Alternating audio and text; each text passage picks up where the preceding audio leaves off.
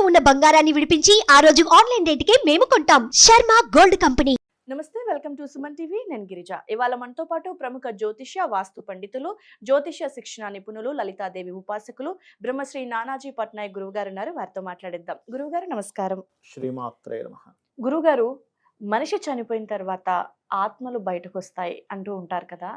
So మరి ఆ ఆత్మ అసలు ఏం చేస్తుంది? అంటే ఎక్కడికి వెళ్తుంది? తిరుగుతోందా? అంటే మనిషి ఉన్నప్పుడు ఉండే విధానం వేరుంటుంది. మనిషి చనిపోయాక ఆత్మ అనేది అసలు మన కంటికి కనిపించదు. సో మరి ఆ ఆత్మ అనే దాని గురించి చాలామంది చాలా రకాలుగా చెప్తూ ఉంటారు. సందేహాలు ఉంటూ ఉంటాయి. మనిషి పోయాక ఇంక అన్ని అంతటితో పోయింది అని అంటారు. కానీ ఆత్మ మిగిలుంటుంది, ఆత్మ చూస్తూ ఉంటుంది అన్నది ఎవ్వరు నమ్మలేని నిజం. సో దాని గురించి మీ మాటల్లో గురువుగారు. ఆత్మలు అయితే 100% ఉన్నాయమ్మా ఫస్ట్. ఎందుకంటే చాలా మందికి ఉన్నటువంటి సందేహం ఏంటంటే అసలు ఆత్మ ఉందా లేదా. 100% ఆత్మ అనేటువంటిది ఉంది. దానికి ఏమిటి ప్రామాణికత అంటే, ఒకటి నేను అంటే కొంతమంది చూపించగా చూడడం కూడా, అంటే కొంతమందికి మా అబ్బాయికి కూడా చూపించారు. అంటే దానికి అదొక విద్య ఉంది, చూపిస్తారు అట్లాగా. అది ఇంకోటి గరుడ పురాణం మనకు చాలా ప్రామాణికం. ఆ గరుడ పురాణంలో చాలా స్పష్టంగా ఉంది, మనిషి చనిపోగానే ఆత్మ బయటకు వచ్చి ఇంత శరీరాన్ని దాలుస్తుంది. మనకి సినిమాల్లో చూపిస్తుంటారు చూసారు, యమభట్లు వచ్చారు, విష్ణుదూతలు వచ్చారు, అలా నిజంగానే వస్తారమ్మా. నిజంగానే వచ్చి తీసుకెళ్తారు. దీనికి ఏమిటంటే నిజంగానే తీసుకెళ్తారంటే, మా తాతగారు ఉండేవారు, మా మదర్ వాళ్ళ ఫాదర్.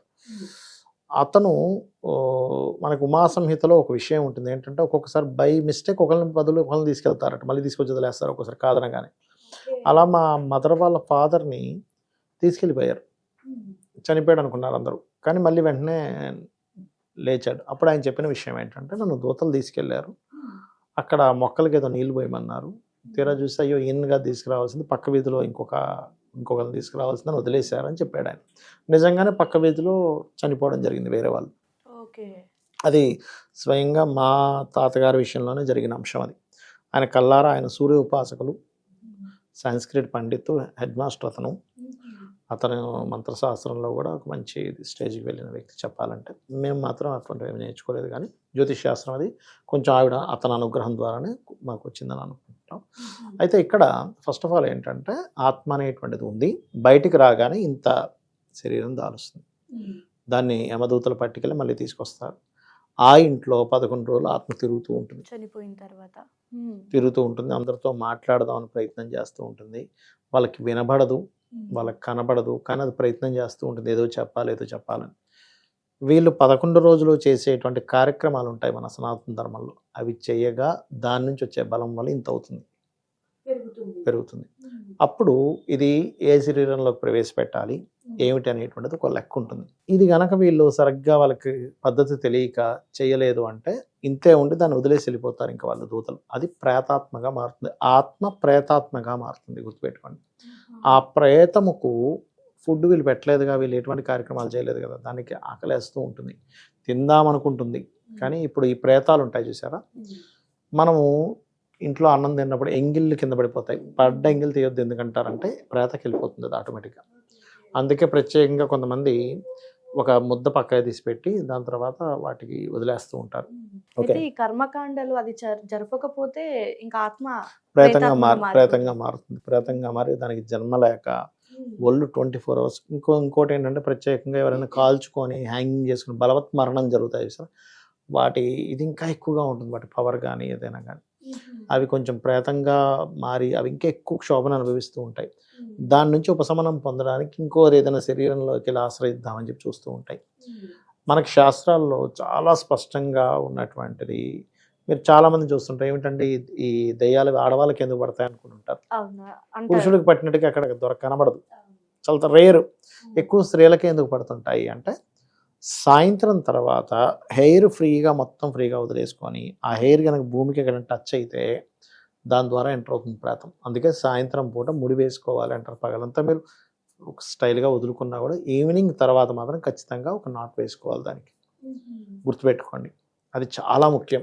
ఎందుకంటే ఎంటర్ అయిన తర్వాత స్త్రీలో అనేకమైన మార్పులు వస్తాయి. ఎలాగా అంటే, తెలియకుండానే వాళ్ళకి ఏదో అనీజీనెస్ పెరుగుతుందమ్మా. హెల్త్ బాగానే ఉంది, చెకప్ చేయించుకుంటే కానీ ఏదో అనీజినెస్ ఉంది అంటే మీలో ప్రేతం ఉందని అర్థం. రెండవది ఎంట్రుక ద్వారానే ప్రవేశిస్తుంది. ప్రవేశిస్తుంది, ఈ వెంట్రుక ద్వారానే ప్రవేశిస్తుంది. రెండవది ఏంటంటే అందుకే చూడండి కొన్ని వాళ్ళు ఈ వెంట్రుకలు తీసుకెళ్లి చేస్తూ ఉంటారు కొన్ని ప్రయోగాలు. అయితే ఇవాళ రేపు చేసే వాళ్ళ సంఖ్య చాలా తక్కువగా ఉంది. కొన్నిసార్లు చేయకపోయినా చేశారన్న భ్రమలో ఉంటారు కొంతమంది. నిజంగా అందరికీ జరగాలని రూల్ లేదు. 90% భ్రమలో ఉంటారు, చేశారు ఏదో చేశారని. రెండవది ఏమవుతుందంటే వాళ్ళలో తెలియని ఒక మొండితనము, ఒక రకంగా వాదించడము, ప్రతిదానికి వ్యతిరేకించడం జరుగుతుంటుంది లోపల ప్రేతం ఉన్నప్పుడు. అలాగే ఇంట్లో తల్లిదండ్రులు పూజలు చేస్తే వీళ్ళని చేయమంటే నేను చేయను, నేను నమ్మనని మాట్లాడుతుంటారు. బికాస్ ఆఫ్ వాళ్ళలో ప్రేతం ఉందని అర్థం, గుర్తుపెట్టుకోండి. ఎందుకంటే వాళ్ళు వాటి జోలికి వెళ్ళనివ్వదు. వాళ్ళల్లో ముఖంలో కళాహీనత వచ్చేస్తుంటుంది. ఏంటో మా అమ్మాయి ఏంటి ఇలా అయిపోతుంది అనుకుంటూ ఉంటారు. అనారోగ్య సమస్యలు వస్తూ ఉంటాయి, ప్రతిదానికి గొడవ పడుతూ ఉంటారు. వాళ్ళకి వివాహం జరిగిన తర్వాత కూడా భర్తతో కూడా గొడవ పెట్టుకుంటూ ఉంటారు. ఎందుకంటే బికాజ్ ఆఫ్ దాని యొక్క ప్రభావం. అయితే ఈ ప్రేతములు మీరు ఏదైనా ఆలయానికి వెళ్ళారనుకోండి, బయట ఉండిపోతుంది, లోపలికి రాదు. మళ్ళీ వాళ్ళు బయటికి రాగానే మళ్ళీ పట్టుకుంటుంది వాళ్ళని, ఒకవేళ లోపలికి వెళ్ళినా కూడా. అందుకే దీనికి దేవీ భాగవతము అని ఉంటుంది. దేవీ భాగవతం పారాయణము, చండీ పారాయణాలు చేసినప్పుడు వీళ్ళని వదిలి వెళ్ళిపోతుంది. అందుకే చండీ, దేవీ భాగవతము, నరసింహస్వామికి సంబంధించిన ఆలయాలు, ఆంజనేయ స్వామి ఆలయాలకి ఎక్కువగా వెళ్తూ ఉండాలి. ఇవి భూతప్రేత సంబంధించినటువంటి వాటికి కొంచెం దూరం చేసేటువంటి ఎనర్జీస్ ఇవన్నీ. ఎవరికైనా ఒక అనుమానం ఉంది, ఇలా ఏదో ఉంది అని కొంతమంది చెప్తుంటారు నాకు. అలా ఉన్నప్పుడు 40 రోజుల పాటు దీక్షగా మీరు చేశారనుకోండి, ఖచ్చితంగా అవి దూరం అయిపోతాయి. హనుమాన్ చాలీసా చేయడం చేస్తే ఏమవుతుందంటే, ఫస్ట్ ఆఫ్ ఆల్ వీటికి ఆహారం ఏమిటి అంటే, వీళ్ళు బాధపడ్డమే ఆహారం. ఏదో ఒక సమస్య రావడం, వీళ్ళు ఏడుస్తూ ఉంటారు చాలాసార్లు. బాధపడమే మెయిన్ ఆహారం అవుతుంది. మనిషి బాధపడటం ప్రేతాత్మకి ఆహారం అంటే బాధపడటం ఇష్టం వాటికి. అంటే అవి బాధపడుతున్నాయి. ఇప్పుడు కొంతమంది చూడండి, నేను బాధపడుతున్నాను, ఒక్కడిని ఎందుకు వీడు బాధపడాలి అనుకుంటాడు కొంతమంది. ఆ లక్షణాలు వెళ్ళిపోతుంటాయి. ఇంట్లో నిత్య దీపారాధన జరుగుతుంది అంటే ప్రేతం ఇంట్లోకి రాదు, వీళ్ళు వచ్చినా ఎవరిని పట్టుకోదు. అర్థమైందమ్మా? అయితే ఎప్పుడు కూడా ఈ నేను ఇందాక చెప్పినట్టుగా లేడీస్ సంబంధించిన విషయంలో ఈ జాగ్రత్తలు తీసుకోవడము, నిత్య దేవతారాధన, ఇంట్లో ఒక 3 నెలలకు 6 నెలలకు ఏదైనా ఒక చక్కగా ఒక హోమం చేసుకోవడము. మీ అంతటి మీరు కూడా హోమం చేసుకోవచ్చు, మీకు అంత స్తోమత లేదంటే ఇంట్లోనే చక్కగా హోమగుండం పెట్టుకొని యూట్యూబ్లో దొరుకుతున్నాయి, చేసుకోవడము. కొంచెం భజనలు ఉంటాయి, ఆంజనేయ స్వామికి సంబంధించిన కొన్ని భజనలు, రాముడు భజన, ఇట్లాంటివి చేసినప్పుడు అవి అక్కడి నుంచి వెళ్ళిపోతాయి. ఎందుకంటే దేవతా గణములు చేరుతాయి అక్కడికి. ఇంట్లో ఏదైనా కార్యక్రమం చేసినప్పుడు దేవతా సంబంధించి వచ్చినప్పుడు ఈ ప్రేత సంబంధించిన దూరంగా వెళ్ళాల్సిందే. అట్లా జరుగుతూ ఉంటాయి.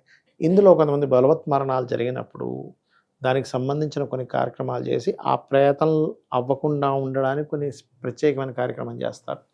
ఎందుకంటే బలవత్ మరణం జరిగినప్పుడు డైరెక్ట్గా ప్రేతంగా మారిపోతుంది ఆత్మ. సో అందుకని పొరపాటును కూడా ఆత్మహత్య చేసుకోకూడదు అని చెప్తూ ఉంటారు. ఎందుకంటే ఆత్మహత్య చేసుకుంటే ప్రేతంగా మారుతాడు. ప్రేత జన్మ ఎలా ఉంటుందంటే 24 hours వాడి బాడీ కాలుతూనే ఉంటుంది. ఎందులోకి వెళ్ళాలో అర్థం కాదు. చాలా అసలు అప్పుడు ఎంత తలుచుకుంటాడంటే, ఏమో బతికున్నా బాగుంది కదా, ఇంత బాధపడను కదా అనుకుంటాడు. దీనికంటే అది బెటర్ కదా అనుకుంటాడు జీవుడు. సీరియస్గా చెప్తున్నా ఈ విషయం. అంటే ఈ మాట అంటారు గురుగారు, బలవన్మరణానికి పాల్పడకుండా ఉంటే ఆ తర్వాత వచ్చే కష్టానికంటే మనిషిగా బ్రతుకున్నప్పుడు వచ్చిన కష్టాలే చాలా ఒకటేనమ్మా. మహా అంటే ఏమవుతుంది, వరస్ట్ టు వరస్ట్ కేసు ఏమవుతుందని ఆలోచించాలి. ఏమవుతుంది మహా అంటే చాలా బాగా అప్పులు ఉన్నాయి. వాళ్ళ రేపు నేను చూసిన కేసెస్లో బాగా అప్పులు ఉన్నాయి. సరే అప్పులోడు వచ్చి గొడవ చేస్తాడు. ఏమవుతుంది మహా అంటే వాడు వచ్చి గట్టిగా ఇంటి దగ్గరికి వచ్చి అరుస్తాడేమో, లేకపోతే ఇంకోటి అవుతుంది. అంతకంటే ఇంకేం అవ్వదుగా. మనం ఏంటంటే భయపడిపోయి, అమ్మో ఇంకా నా జీవితం అయిపోయింది. పొద్దున కూడా ఒక ఇది మాట్లాడినప్పుడు, అమ్మాయి ఫస్ట్ ఒక అబ్బాయిని లవ్ చేసింది, తర్వాత అతను ఇది బాగాలేదని కట్ అయిపోయింది. ఇప్పుడు ఇంకొక పెళ్లి చేసుకుందామంటే అబ్బాయి హింసిస్తున్నాడు. అంటే ఎట్లాగా, నేను నీ ఫొటోస్ అన్ని వైరల్ చేస్తాను. ఇప్పుడు వాళ్ళిద్దరు క్లోజ్గా ఉన్నప్పుడు కొన్ని ఫొటోస్ తీసుకుంటారు, కొన్ని డిఫరెంట్ కూడా ఉంటాయి, కొంత అండర్స్టాండింగ్ వల్ల. ఇట్లాంటివన్నీ నేను వైరల్ చేస్తాను, నువ్వు నన్ను జైల్లో పెట్టించిన, బయటకు వచ్చిన తర్వాత నేను ఇట్లా చేస్తాను భయపెట్టేసరికి ఆ అమ్మాయి సూసైడ్ చేసుకోవడానికి వెళ్ళింది. కానీ అలా కాకుండా సరే ఏమవుతుంది మహా అంటే సరే ఏం చేస్తాడని కొంచెం ధైర్యంగా చేసి కనుక ఉంటే, ఒకటే గుర్తుపెట్టుకోండి, మెతగ్గా అమాయకంగా ఉంటే ఎవరైనా సరే అడ్వాంటేజ్ తీసుకుంటారు. అదే ధైర్యంగా ఉంటే అమ్మో మనం వాళ్ళ జోలికి వెళ్ళకూడదు అన్నట్టుగా ఉండాలి. ఎప్పుడు కూడా మనం ఎప్పుడూ ధర్మంగానే ఉండాలి. మనం ఎప్పుడూ ఒకరికి అన్యాయం చేయకూడదు. కానీ మనల్ని ఇబ్బంది పెడితే మాత్రం వదలకూడదు. ఇది ధర్మం. శ్రీకృష్ణ పరమాత్మ చెప్పిన ధర్మం ఇది. ఎందుకంటే చక్కగా 5 ఊర్లు ఇమ్మని అడిగారు వీళ్ళు వెళ్ళి. పరమాత్మ అడిగాడు, నేను ఇవ్వను, సూదిని మూలని ఇవ్వను అంటే యుద్ధమే చేయమన్నాడు ఆయన. కాబట్టి మనము ఎప్పుడు కూడా ఇటువంటి విషయాలు ఇలాగే ఉండాలి. ఇంకోటి, ఈ పితృదేవతలకి చేస్తుంటారు. పితృదేవతలకి చేస్తుంటే కూడా మనకి ఎవరైనా సరే ప్రేత సంబంధించినవి, ఆత్మ సంబంధించిన ఘోషం ఉంటే వాళ్ళు తీసేస్తారు వచ్చి. ఓకే, పితృ అంటే మనం చేసుకున్నప్పుడు మనం చేసినప్పుడు పితృదేవతలకి, మన తాతలకి, ముత్తాతలకి, తండ్రులకి చేస్తుంటారు కదా, చేసినప్పుడు వాళ్ళు వచ్చి వీళ్ళకి సంబంధించింది ఏదైనా వచ్చి ఇంకేదైనా వచ్చి ఆత్మ వచ్చి ఇబ్బంది పెడుతుంటే వాళ్ళే వచ్చి వాటిని తరిమి కొడతారు. అందుకే పితృదేవతలకి చేయాలంటారు. ఎందుకంటే మీరు ఎన్ని పూజాది పురస్కారాలు చేసుకుంటున్నా ప్రేత సంబంధించిన ఎనర్జీ మీ దగ్గరికి వచ్చింది, ఒక నెగిటివ్ ఎనర్జీ మీ దగ్గరికి వచ్చింది అంటే ప్రేత అనుకోండి, ఏదైనా అనుకోండి, అంటే అదేం వేరేదేం కాదు, మనిషాత్మే ఇంకో రకమైన మరణం జరగడం వల్ల అలా తయారైంది.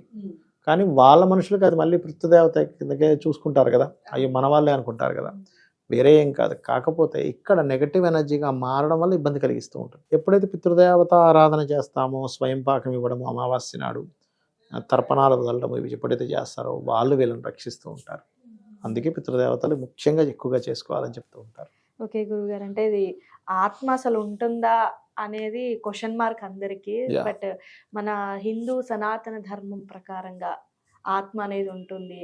బలవన్మరణంగా మారినప్పుడు ఒక రకంగా ఉంటుంది, ప్రేతాత్మగా మారుతుంది. సో ఈ విషయాలన్నీ నిజంగా ఇక్కడ వింటుంటే- ఇంకోటి ఏంటంటే హిందూ సనాతన ధర్మం ఒకటే కాదు, క్రిస్టియానిటీలోని ముస్లిమ్స్లో కూడా ఆత్మ ఉందని నమ్ముతారు. ఉమ్, కాకపోతే మన దాంట్లో ఏంటంటే ఉమ్, ఆత్మకి జన్మలు ఉంటాయని నమ్ముతాము. ఉమ్, వాళ్ళు ఏం చేస్తారంటే ఒక మనిషి చనిపోయిన తర్వాత ఆ బాక్స్లో అలాగే ఉంటాడు, ఒక రోజు వస్తుంది, ఆ రోజు అన్ని లభిస్తాయంటారు. ఓకే. వాళ్ళు నమ్మే సిద్ధాంతం అది. కానీ ఆహా. మనది ఏంటంటే ఎప్పటికప్పుడు జన్మలు ఎత్తుతుంది, మధ్యలో కొన్ని రోజులేమో ఆత్మగా తిరగచ్చు, ఇట్లాంటివన్నీ ఉంటాయన్నమాట మన దాంట్లో. అది చాలా అనుమానం గురుగారు, చాలా మందికి. చాలా చక్కటి విశ్లేషణని అందించారు ఆత్మ గురించి, అది ప్రేతాత్మగా ఏ విధంగా మారుతుంది Yeah. అనేది. ధన్యవాదాలు గురువు గారు. శ్రీమాత్రే నమః.